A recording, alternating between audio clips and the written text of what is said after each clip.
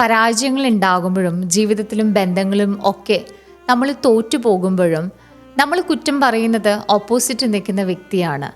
നമ്മൾ എന്തുകൊണ്ട് ഇത്രയും വേദനിച്ചു, സഹിച്ചു, എന്തുകൊണ്ട് ഇത്രയും കടന്നുപോയി എന്നൊക്കെ. എന്നാൽ ഒരു ഉദാഹരണം പറയട്ടെ. പെട്ടെന്നൊരു ദിവസം നമ്മളൊരു റൂമിലേക്ക് കടന്നു വരുന്നു. അപ്പോൾ വളരെ മെസ്സി ആയിട്ട് കിടക്കുന്ന ഒരു റൂം, ഫ്ലവർ വേഴ്സ് തകർന്ന് കിടക്കുന്നു, കാറ്റത്ത് എല്ലാം ആകെ മോശമായിട്ട് കിടക്കുന്ന ഒരു റൂം. പക്ഷേ ഒരു നിമിഷം നമ്മൾ കാറ്റിനെ പഴിക്കുമ്പോൾ നമ്മൾ ചിന്തിച്ചു നോക്കിയിട്ടുണ്ടോ? Who open the window? നമ്മൾ മറ്റൊരാളെ കുറ്റപ്പെടുത്തുമ്പോൾ നമ്മൾ ഇവിടെ മറന്നു പോകുന്നൊരു കാര്യമുണ്ട്. ആരാണ് ആ വാതിൽ തുറന്നിട്ടത്, അല്ലെങ്കിൽ ആരാണ് ആ വിൻഡോ തുറന്നിട്ടത് എന്നുള്ളത്.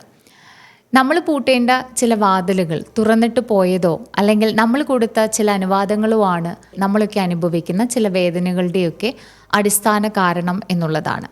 സൈക്കോളജിയിൽ ഇതിന് പറയുന്നത് ലോക്കസ് ഓഫ് കൺട്രോൾ എന്നതാണ്. അതായത് നമ്മുടെ ജീവിതത്തിൽ നമ്മുടെ ചോയ്സുകൾക്ക് എത്ര പെട്ടെന്ന് ബുദ്ധിയുള്ള ഉത്തരവാദിത്തം എടുക്കാമെന്നുള്ളതാണ് ഇതിനെ പറയുന്നത്. CBT പഠനങ്ങൾ ഇങ്ങനെ പറയുന്നുണ്ട്. നമ്മൾ കുറ്റം പറയുന്നതിൽ നിന്നും നമ്മൾ മറ്റൊരാളെ പഴിചാരുമ്പോഴും നമ്മളുടെ മാനസിക നില വളരെയധികം താഴേക്ക് പോകും. പക്ഷെ നമുക്കപ്പോൾ ഒരു മെൻ്റൽ ക്ലാരിറ്റിയോ സ്ട്രോങ് ബൗണ്ടറീസോ ഒന്നും നമുക്ക് സൃഷ്ടിക്കാനായിട്ട് സാധിക്കില്ല. അടുത്ത തവണ നമ്മുടെ ജീവിതത്തിൽ ഒരു വലിയ കാറ്റ് വരുമ്പോൾ അല്ലെങ്കിൽ വലിയ പരാജയങ്ങൾ ഉണ്ടാകുമ്പോൾ, വേദനകൾ ഉണ്ടാകുമ്പോൾ നമ്മളൊന്ന് ചിന്തിക്കുന്നത് നല്ലതാണ്. ഞാൻ തന്നെയാണോ ആ വാതിൽ തുറന്നിട്ടത്? അല്ലെങ്കിൽ അത് പൂട്ടിയിടാൻ ഞാൻ മറന്നുപോയിരുന്നോ?